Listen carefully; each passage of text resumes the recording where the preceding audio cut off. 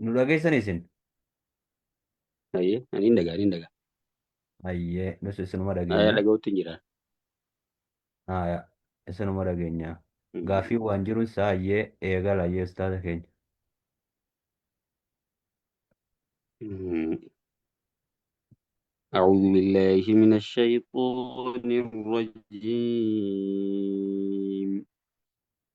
فما كان جواب قومه إلا أن قالوا اقتلوه أو حرقوه فأنجاه الله من النار. إن في ذلك لآيات لقوم يؤمنون. وقال إنما اتخذتم من دون الله أوثانا مودة بينكم في الحياة الدنيا ثم يوم القيامة يكفر بعضكم ببعض ويلعن بعضكم بعضا ومأواكم النار وما لكم من ناصرين. إن شاء الله sagantaa irraan tanaa irratti darsii tafsiira suuratul ankabuut ayata 24 irraa eegalla. Waa'ee seenaa nabiyyallaa Ibraahim eegalleeti jidduutti jumlaa muctaridaa waa'ee warra makkaatiin rabbiin subhaanahu wa ta'ala kaafirtoota warra makkaatiin loluudha jidduutti nuu fidee ture. Famaa kaana jechuun hin taane jawaaba qawmihi deebisaa ummata nabiyyallaa Ibraahim san hin taane jechuudha. Yeroo inni innamaa tacbuduuna min duunillaahi awthaanan isin wanni gabbaruu jirtan kun taabota watakhluquuna ifkan cubbuu rabbi irratti uumuu jirtan yeroo je'uun san deebisaan isaanii waan tokko hin taane illaa an qaaluu jechuu malee uqtuluuhu isa ajjeesaa jechuu malee. Warreenummaan kufrii irra jiru warri karaa malee jiru yeruma hundaa'uu booddee waggaa waan himatan dhaban humnaan deemuudha. Uqtuluuhu isa ajjeesaa jechuu malee. Oo harriquuhu jechuu yookiin isa gubaa jechuu malee hin taane. Tan amma wanni isaan dabarsan fa'anjaahu Allahu minan naari rabbiin akkasitti ibidda duraa isa baase. قلنا يا نار كوني بردا وسلاما على إبراهيم جلاي ربين بلون مسنك وما خنا مكوبو سنك يسافودم أيه إبراهيم الرتي أبنا نجايا تهجنة duraanis waan nama gubusan isaa keessa kaayee waan ta'eef sanuma keessaa fuudhama. Aqiidaa irratti namni gubame hayyee kajaannamii addunyaa kanatti darbame nabi jallaa Ibraahimii jira. Hayyee inna fi daalika seenaa nabi jallaa Ibraahim san keessatti la'aayaatiin gorsee adda addaa tahaadha liqawmi yu'minuun warra amananiif jedha. Waqaala ni je nabi jallaa Ibraahim ammaas innama attakhadtum jechuuni inuma kan isin godhattan bara min duunillaahi rabbii gaditti owsaanan taabota godhattanii kagabbaratan mawaddata beeynikum jaalaluma jidduu keeysaniitii fi wanni garee uummattanii wal jala yaatanii fil hayaati duniyaa jiruma addunyaa tana qofa keeysatti jechu akhiratti wal jaalachuun keeysan hin jiru. Asuma qofa jechu imma warri Sheekh Hussein gabbartuus waluma jala anaajina qabattee yaati laama. Hayyee warri wal fakkaattu garee wal fakkaattu kasi wal jala yaati garee uummattee wal jala yaati jaalaluma amma addunyaa tanaaf malee akhiraa jalan dhayxu jaalalti tun. Tumma yawmal qiyaamati san ammoo booda guyyaa qiyaamaa je'een inni. Yakfuru ba'dukum gariin keeysan kafruuf jira biba'adin garitti kafruuf jira wayal'aanu ba'dukum ba'dan gariin keeysan garii abaaruu jira ni gartan jeenimma. Wal abaaruu miti akkuma warra gartee wal jalliseetiin. Warri arraan tana jallina keeysatti nama dura deemu sun hayyee gartee gaa warri isaan hordofu sun booda isaan abaaruu jiran. Isin tukkana nu godhee rabbi isinaa abaaruu hayyaadha. Garummaan jaannam seentuu hoo akka wal boodaatiin hayyee wal booda dhufanii warra isaan dura kute san abaaraa deemu gaa. Rabbiin subhaanahu wa ta'aalaa kana himee jira. Warri addunyaa irratti karaa malee wal jaalatan booda aduwwii walitti ta'uu ta'anii. Hayyee wama'awaakumun naaru jedhee nabi jallaa Ibrahim. Galoon teeysan ibidda jahannamii ni gartan. Wamaa lakum min naasiriin. Tumsitoonni isiniif hin jiru ka ibidda san jalaa isin baasuu je'een jechuun mata isaatiin. Nabi jallaa Ibrahim yaa dhugaa adiitti hime. Fa'aamana lahu luuxun jedhe rabbiin. Fa'aamana lahu jechuun Ibraahimitti ni amanee luuxun. Nabi jallaa luux. Hayyee Ibraahimitti ni amane jechuun dhugoomsee jechuuf deema. Jalqabni nama Ibraahim dhugoomsee eenyu? Nabi jallaa luuxi jechuudha. وكان ابن أخيه يجون إلما أبو ليس ساتي نبي الله إبراهيم أدير جاي جمعين يا أما لوط إذا تخيسا بأمور الأتي إذا تأمني هي إسا ولين تري جمع وقال يجون نجي نبي الله إبراهيم دبينا مانان إني مهاجر أني قدانا إلى ربي غير ربي هي قدانا amma gara rabbiitiin godaana isa bakirraa godaanuu deemu kun Ciraaqi kuusaa bakka jedhamtu magartee hayyee bakka sanirraa gara Palestaayinitti godaana gara Kana'aan godaana jechu hayyee kara Shaam godaana deemuu fi jalqabni nama diinii jecha godaanee isa jaan. Ilaa rabbii gara waan rabbiin kiyyanarraa barbaaduutiin godaanaan biyya tanatti diin bal'ifachuun naaf hin mijoofne jeya. Innahu huwal aziizul hakiim. Rabbiin kiyya sun injifataa ogeessa kaafirtoota arra kana na godhe kana ni injifata innini ogeessaati waan hundaa'uu gartee gaawwama khayrii hojjeta malee hamtuun hojjetu. Wawahabnaa lahu je'gaa rabbiin amma. Biyya isaa gadhiisee maatii aalii isaa hunda dhiisee keeysaa deemimma. Kaniifuu maal godhe rabbiinis waan gaariin galata galcheef ilmaan duraan hin argatin kennuu filaamma. Wawahabnaa lahu Ibraahimiif ni kenninee isa haaqa jechuun isaaq ni kenninee fi Yaaquubiis ni kenninee fi ilmoo tilaamma inni kun. Yaaquubiin kun ilma isaaq saniitimma. Yaaqub kana keessa hayyee banuu Israa'el warri jaamu kun nabiyyoonni ergamtoonni hedduun hayyee isa keessaan argame. Ja'alnaani goone jakunoona rabbiin fi zurriyyatihi ilmaan nabiyyallaa Ibraahim kana keessaan ni goone jaayya.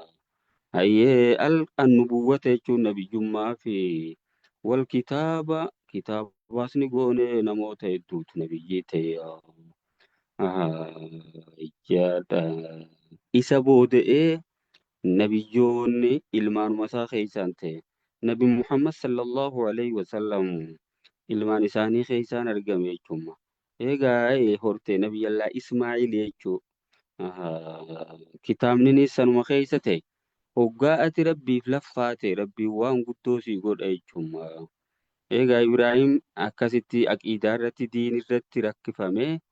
Sababaa sanitti biyya isaa gadhiifnaan rabbiin ilmaan kennee fi hundinuu gartee ooma faayidaa ta'eef wa'aateynaahu ajrahu je sawaaba isaaf kennine fi addunyaa keessatti illee jechaadha. Diiniif dhaabbannaan addunyuma keessattuu gaariin dubbatamta laama. Namni nabiyyallaa Ibraahim tuqu tokko hin jiru jawwaan ajaa'ibaa. Amantiin hundinuu isa maqaa dhawatti. Garuu inni immoo gartee amantii islaamaa irra ture malee taanii miti laama. ما كان إبراهيم يهوديا ولا نصرانيا أي إبراهيم يهودا سنتر كريستانا سنتر جارا مشرك توت الرئيس سنتاني جئ ربي نور مرملا وإنه نبي الله إبراهيم في الآخرة آخرة خيست إسلام من الصالحين جتو ورين قاري سنزاهيا أي الدنيا خيست قالت قلتني في جاء Abbaayyoo diiniif laffe rabbiin ilma isaa diin barsiisuuf malee nafuu hayyee yoo abbaan diin kanaaf laffa'e addunyuma tana gubbattuu gartee gaata akhiraa san malee asumattuu ni deebisaa filaamma. Hayyee yoo ati immoo addunyaaf laffaatu taate jechuudha. Addunyaaf laffaata taanaan addunyuma tanaa'oo hayyee hanguma rabbiin fedhe ergatta malee hanga ati feete guutuutti argatuu hin dandeesse. Waluuxan jedhimaasis rabbiin seenaa nabiyyallaa Ibraahim dubbatee ta Luuxii fi ta nabiyyallaa Ibraahim waliin deemti laammaye. Waluuxan jedhe hayyee nabiyyallaahi Luuxiis mee dubbadhu wadkur jechu ayyoon rasuulul kariim yaa ergamaa kabajamaa himi mee waa'ee nabiyyallaahi Luuxiis idh qaala gaafa jeeli qawmii ummata isaatiin innakum jechuun sa dhugumatti isin lataatuun alfaahishata dalagaa fokkattuu ni hojjettanii je'een himma loleegaa maa sabaqakum ka isin duran dabrin biyaa jechuun hamtuu tanaan min ahadin nam tokkollee min alcaalamiin aalamtoota keeysaa jee hamtumaa bida'aa gartee isaan duran hojjetamiin arra lafaa kaasanii fidan isaan laamma homoseksuwaalizimii namni karaa godhee isaanii bas addunyaa keessatti magartee yoo dhiirti dhiira fuudhuu jaansan ayyee saalli wal fakkaatu walitti fayyadamuu irra addunyaan ittiin jallachaa jirtu tana namni eegale ummata san jechuun kophaasaa dura dhaabbatee mormee ture mana biyya laayiluuf innakum sa isin lataatuun alfaahishata jechuun hojii fokkata maa sabaqakum bihaa ka isii tanaan isin duran dabre minaatiin nam tokkollee naalamtootarraa a'innakum sa isin je'ee morme lataatuun rijaala jechuun dhiiranni dhayxanii miti fedhii lubbuudhaa fixachuuf wataqxa'uuna sabiila karaani murtanii maasiis imaltoota karaa deemu ayyee gartee waan addaatirra saamicha garagaraati irratti hojjetu nama karaa dabruu kana dhagaa hundaan tumanii ijaan isaan sun ummata hamaadhu wata'atuuna jechuun ni hojjettanii miti fi naadiikum walgayii teessan keessatti almunkaraa ayyee hujii gartee ayyee shari'aa biratti mormamaa ta'e hadidamaa ta'e jechaadha munkara adda addaa hojjetu jarri nama karaa deemullee karaa dabruu dhoorkan ni saaman karabbaanii jechu ayyee bakka teessuma isaaniittis badii adda addaa hojjetu jechuuma warra badii dirree baasee hojjete jara kana harkatti morme immoo inni gaana biyyallaa luuxiyo famaa kaana waan taane jawaaba qawmii deebisaa ummata isaa ummanni nabiyyallaa luuxoo maal deebise duuba waggaa inni kana ju'uun hin taane wanni biraa deebisaa ummata isaa illaa an qaalu jechuu malee itinaa nutti koottu bi'adaabillaahi adaaba rabbiitiin nutti koottu yoo ayyee badii teenyan dhiifnuu jechuuf deemanii bar in kunta min assoodiqiin yoo warra dhugaa dubbatu irraa taate ati ergamaa ta'uu san irratti ayyee adaabaa fuula keeysan dura jettee waan nutti himtu kana keeysatti diinii dhufteen kana keeysatti warra dhugaa dubbatu irraa taate mee adaaba rabbiitiin nukkoottu yaa qaala jechuun ni jegaa nabiyyallaa luuxis rabbiin surni yaa rabbii kiyya naa tumsi ala alqawmi almufsidiin ummatoota badii hojjetan kana irratti yaa rabbi naa tumsi jedhee du'aayii godhate jechaadha ayyee saniifuu nabiyyoonni si dura kutees akkanumatti kunoo ummanni isaanii kijibsiisee ayyee rabbiin nabiyyoota nagaya baasee muumintootaas nagaya baasee ayyee kaafirtoota lafarraa fixaa ture tumsi qofarraan hin baane qureeshonni yoo si kijibsiisanii atiis qalbiin cabiin jechuu warama rabbii tasliyaaf itti himaa walammaa jaa'at hogguma dhuftu rusulunaa ergamtoonni keenya ibraahiim jechuun ibraahimitti hoggaa dhuftu bilbushraa gammachuudha ayyee ergamtoonni gaa warra malaayikotaatii baramma isahaaqii fi yaaquubiin gammachiisuuf hoggaa dhufan qaaluu jechuun ijaan ergamtoonni sun innaa muhlikuu ahli haadhiil qariyati nuti jiraattota ganda simoggaa kana balleeysoodha saniif ergamneeya inna aalaha jiraattonni ganda gartee gaa saduum sun gandi nabiyyallaa luut keessa jiru sun saduum jedhama inna aalaha jiraattonni ganda sanii kaanuu zoolimiin kaafirtoota ta'aniya amma gaa nabiyyallaa ibraahimii fi nabiyyallaa luut duraanis waliin godaananii dhufan ganda walitti aanu jiran ayyee nabiyyallaa ibraahim kana dhageenyaan hedduu rifatemma qaala jechuun ni je'eeni malaayikota saniin inna fiihaa luuxan ganda san keeysa luuxii jiraa hoo قالوا نجاني ملايكون سنان ولموچون نتون بينا بمن فيها نموتج نمچ خيس جرو هنداوني بينا لننجينه يچون لوط سنجابافنا وأهله إسا في ماتي سالي نجابافنا إلا امرأته جارتي سامالي كانت يچون تنتاتيسين من الغابرين جچون ورا عذاب خيست يفر جايا إسي سوان انتين jaartiin isaa suni kaafirtootaaf gargaaruu turte. Hayyee isiinis warruma sanii bar gosti isiitis gosuma jara saniiti. Hayyee isaaniif gargaaruu turte badii irratti jechuudha. Hoggaa keessummaan dhufte abidda aarsiti faajaan yookiin soogidda faadha ollaa keessa deemtee gaggaafatti faajaan. Walammaa an jaa'at yeroo dhuftu rusulunaa ergamtoonni keenya luuxan. Luuxitti hoggaa dhuftu Ibraahim irra goraniiti. Ibraahim gammachiisanii achiin akkasitti garasichi baangaa. Hayyee Ibraahim amma Isaaqii fi Yaaquubiin gammachiisaniiti. Waa'ee kanallee bakkatti deeman kanallee itti himanii. Ibraahimis hanga tokko dura dhaabbatee falmee jechu. Achiin ka'anii ganda san dhufan. Hayyeessii abiim jechuun isaaniif ni yaaddawee nabiyyallaa hedduu xammagaa ergamtoota kanaaf. وضاق بهم زرعا hayyee ni dhiphate boo qomatti hayyee qoma isaa keessatti hedduu dhiphate jara kanaaf qaaluu ni jaaniin malaa'ikonni suyyaa laa takhaf jechuun hin sodaatin abshir walaa taazan jechuun hin yaaddawin nuufis akkanaa jette innaa munajjuuka nuti nagaya si baasoodha waa lakka jechuun sii fi warra keetis nagaya baasoodha illamraata ka jechuun jaartii tee waan hin ta'in كانت من الغابرين جتشو ورا فرا تتاتي سن ورا عذاب تفرا إنا منزلون نتبو صودا على أهل هذه القرية هي جراتو تا غند خنارت رجزا من السماء عذاب سمير راتبو صودا بما كانوا يفسقون جتشو وانسان فينشلني جتشا وانسان أجج خين الراباني جتش hayyee diina islaam fudhachuu didanii mormuu jiran kaa'e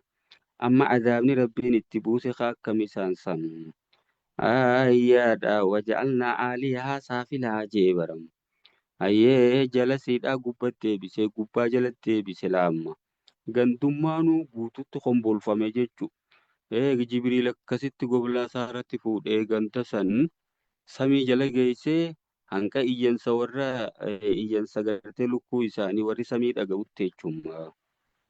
Achi gad deebise. Akkasi gombolchee akkasuma waliin dhagaatti roobse maasiisi. Hayyee dhagaan sun isaan sanis hin dhooyte akkasuma maasii warra imaltuu deemellee bakka jiranitti irra buute jangaa. Hayyaadha innaa munziluuna jaamalaayikonni.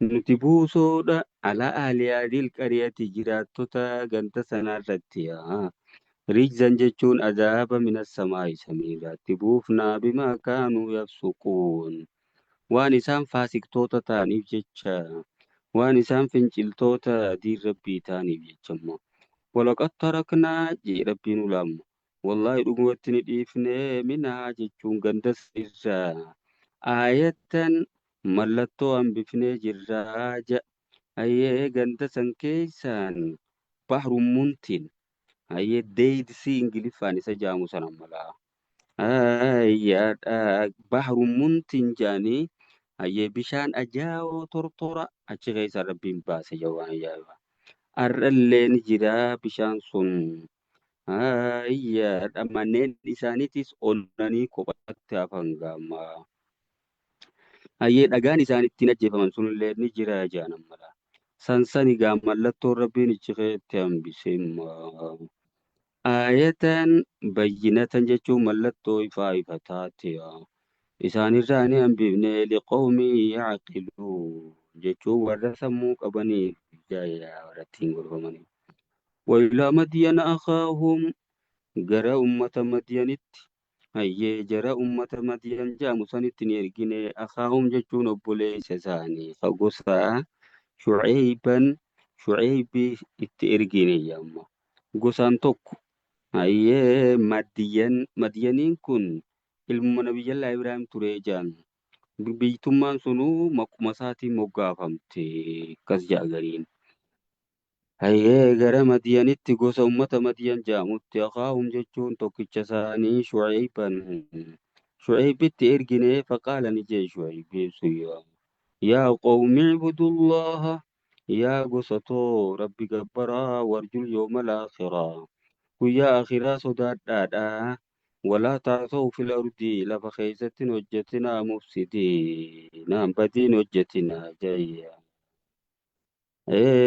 Waa lafan balleessinaa jee gorsee fakaddabuuhu akkana gabaabse rabbiin seenaa dheeraa sanan mala. Isaan warra safartoodhaan haqa namaa muratu wal hatu akkuma walirra waa qabaniin gartee humna qabanii wal saamu ummata akkasiiti laamma. Hayyeessan rabbiin gabaabsee nutti hime fakaddabuu isani kijibsiisan faakadatum rajfatu kirkirri lafaa isaan ni qabdee jechu. Hayyee laftitti kirkirte faasbahuu ni tanfi daarihim mana isaanii keessatti jaasimiinaan dhumootaan jaasimiinaan hayyee quphanoo jechu. Hayyee jusuumni kun amma laashimbirroon hoggaa bararuu deemtu kana jettee tolfattee yoo deemti miti. Isaanis balaan isaan humna isaaniitti olitti buunaan akkuma akkana ja'anitti suntuuranitti hafan jechuudha. Hayyee jechumatti halaakamoo ta'an mana isaanii keessatti.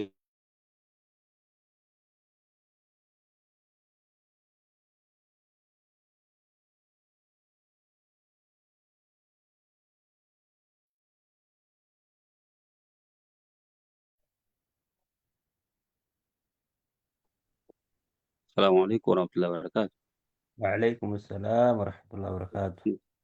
Haalanna darbeedha. جاثمين Gosa. أكما جتني الأبدانين. Kaffaanaa nagaa. Hayyee. وعادا وثمودا وعادا hayyee ummata aad gosa aad sanis ni balleessine lafarraayi jedha rabbiin. Aadaniin kun mafuulun biilif fiilin maazuufiin jemmo. وأهلكنا عادا hayyee ummata aad kan warra yaman san jechu. Hayyee ummata nabiyyallaa Huuditti ergame sanis lafarraa balleessine. Wasamuuda gosa samuud jamtu sanis lafarraa balleessine jechaadha. Eenyutu itti ergame Soolixi.